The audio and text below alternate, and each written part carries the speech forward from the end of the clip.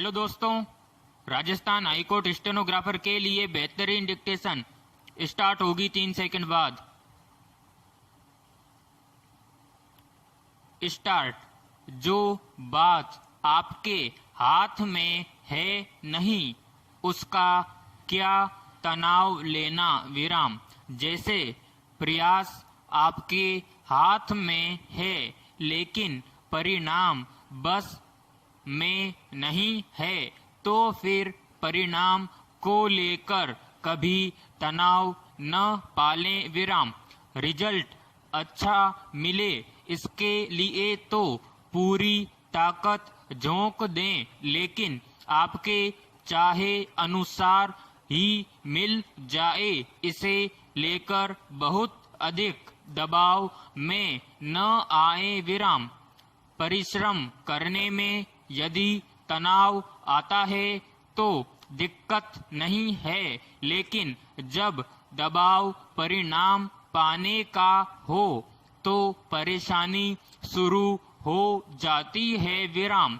आप जो कर रहे हैं उसमें फल की आसक्ति आपको अशांत कर देगी विराम। अभी भी कई ऐसे लोग हैं जो 12 घंटे काम करते हुए भी तनाव मुक्त रहते हैं विराम।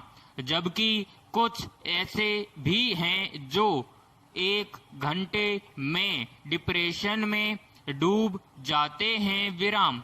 जिन लोगों को यह बात समझ में आ गई कि कर्म और परिणाम अलग अलग नहीं बल्कि कर्म में परिणाम शामिल है तो कुछ समय बाद यह भी समझ आ जाएगा कि हमारा कर्म करना ही उसका फल है विराम।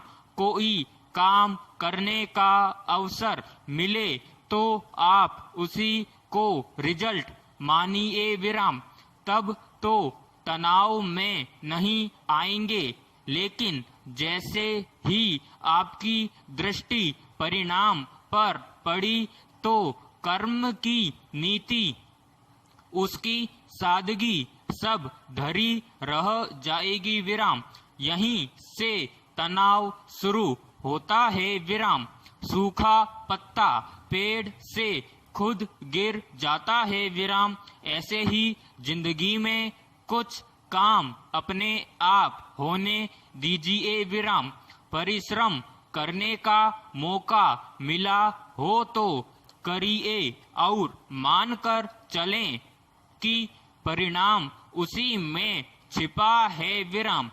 फिर देखिए बड़े से बड़ा काम करने के बाद परिणाम में सफलता के साथ बोनस के रूप में शांति भी चली आएगी विराम। पैराग्राफ।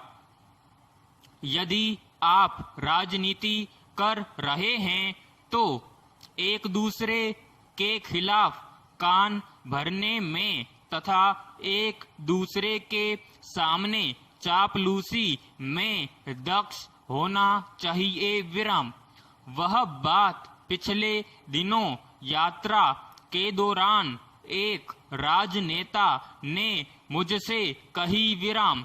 वैसे तो सभी क्षेत्र के मनुष्यों का स्वभाव होता है पीठ पीछे टिप्पणी करना विराम। इसे बुराई चुगली या कुड़कुड़ाना भी कहते हैं विराम।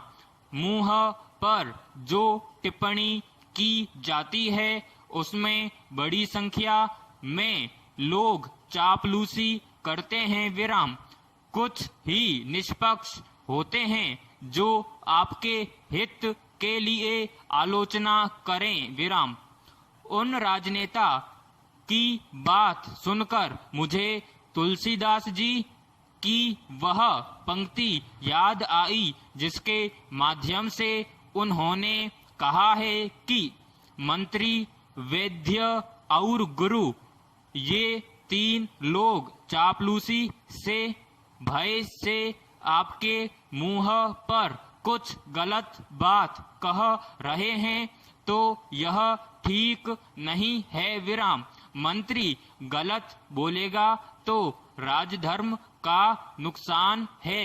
वैद्य सही बात न बोले तो आपके स्वास्थ्य के लिए ठीक नहीं होगा और गुरु गड़बड़ कर जाए तो समझो आप धर्म से गए विराम। इसलिए राजनीति की ही बात क्यों, प्रश्नवाचक, जीवन के किसी भी क्षेत्र में आपके सामने ऐसा अवसर आ जाए कि चापलूसी या ईर्ष्या करने वाला व्यक्ति सामने आए तो थोड़ा सावधान रहिए और यदि ये दोनों दुर्गुण आपके भीतर उतर रहे हों तो उससे भी ज्यादा सावधान रहिए विराम।